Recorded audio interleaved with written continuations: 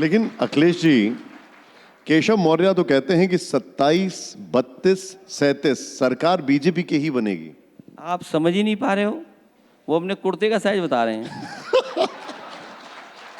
27, 32 और क्या 37। वो अपने कुर्ते का साइज बना रहे हैं।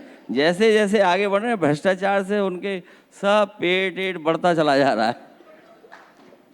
तो आप नहीं समझ पा रहे इतने दिन से। अखिलेश जी, लेकिन क्या आपको नहीं लगता कि संसदीय परंपरा में जो पहले नहीं हो रहा था वो अब हो रहा है? कटुता बढ़ती जा रही है, दोनों तरफ से कटुता बढ़ती जा रही है। किसने बढ़ाई? कौन जिम्मेदार है इसके लिए? इसके लिए भारतीय जनता पार्टी खुद जिम्मेदार है। आप अपने दूसरे पॉलिटिकल पार्टीज के लीडर्स के खिलाफ कार्रवाई करेंगे आप, और उन्हें झूठा फंसाएंगे आप। मैं कितने गिनूं आपको? आदरणीय आजम खान साहब के ऊपर झूठे मुकदमे किसने लगाए? किसने बदनाम किया? उनकी यूनिवर्सिटी किसने बिल्कुल बंद कर दी? जो एक्ट विधानसभा से, जो फैसले कैबिनेट से लिए गए हैं, मुख्यमंत्री जी ने अपनी यूनिवर्सिटी बना ली, वही फैसले लिए हैं, वही कैबिनेट से पास किए हैं। लेकिन मोहम्मद आजम खान साहब की यूनिवर्सिटी बंद कर दी उन्होंने। हमारा एक विधायक इरफान सोलंकी, उसका कोई विवाद हुआ था किसी बात को लेकर के, आपने उसे जेल में डाल दिया।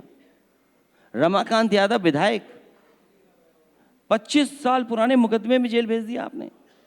आए दिन झूठे मुकदमे लगा रहे हैं आप फेक इनकाउंटर करा रहे हैं आप फेक इनकाउंटर के नंबर 1 बन गए आप, केवल यह साबित करने के लिए कि लॉ एंड ऑर्डर बेहतर है। और पुलिस पे कितना करप्शन है। एक सिपाही पर 100 करोड़ रुपए पकड़े जा रहे हैं, लेखपाल पे 100 करोड़ रुपए पकड़े जा रहे हैं, एक वकील जेल में है।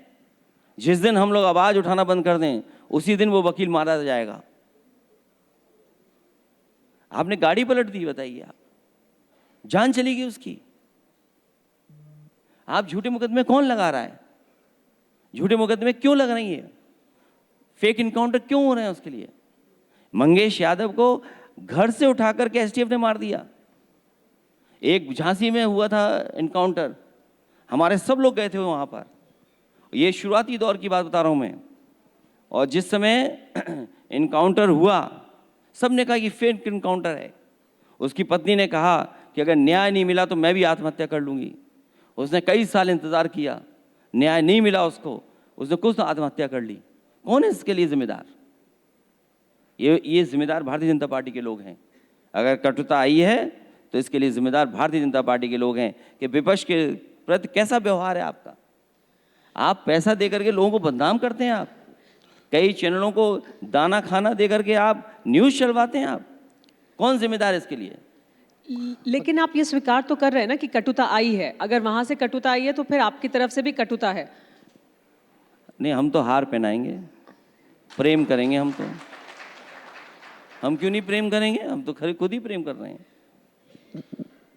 अखिलेश जी, वो कहते हैं कि संसद नियम से चलती है। राहुल गांधी जो है वो नियम तोड़ते हैं, बिना नोटिस के वो विषय उठाते हैं, जिस किताब का पब्लिकेशन नहीं हुआ है उसको मेंशन करते हैं।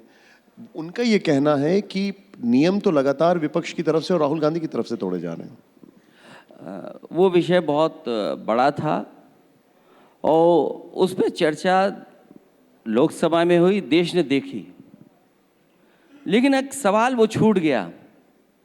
मैंने एक फिल्म देखी थी 120 बहादुर, और उसके बारे में जो फौज के लोग और बहुत सारे लोग जानते होंगे, रिजांगला मेमोरियल को लेकर के। उस समय भी ऐसी परिस्थिति थी कि उसे फैसला लेना था सीओ को, लेकिन सीओ ने फैसला लिया और कहा कि जो ऊपर से ऑर्डर आए मैं नहीं मानूंगा, मैं अपनी चेक पोस्ट बचाऊंगा, अपने भारत भूमि की जमीन बचाऊंगा। 120 बहादुर में सब शहीद हो गए, आखिरी गोली तक लड़े, आखिरी शरीर जो था वो लड़ता रहा, लेकिन उन्होंने जमीन बचा ली और उन्हीं की याद में रिजांगला मेमोरियल बना। बात यह है कि अगर जनरल साहब ने किताब में लिखा है तो आपको ट्रेनिंग मिली है जमीन बचाने के लिए। इसका मतलब भारत सरकार को उस पब्लिकेशन पर और उस आर्मी ऑफिसर पर कार्रवाई करनी चाहिए जिसने झूठ किताब लिखी है। सवाल राहुल गांधी जी पे नहीं उठाना चाहिए, कांग्रेस पे नहीं उठाना चाहिए, लोकसभा पे नहीं उठाना चाहिए। इसका मतलब कोई तो गलत है, सरकार गलत है, किताब छापने वाला गलत है, या जनरल साहब गलत हैं। आप बताओ कौन गलत है? अगर हम सवाल पूछ रहे हैं तो क्या गलत कर रहे हैं? अब सरकार की जिम्मेदारी बनती है कि उन पे कार्रवाई करें जिन्होंने गलत लिखा है या गलत छप रहा था। इसके लिए जिम्मेदार कौन है?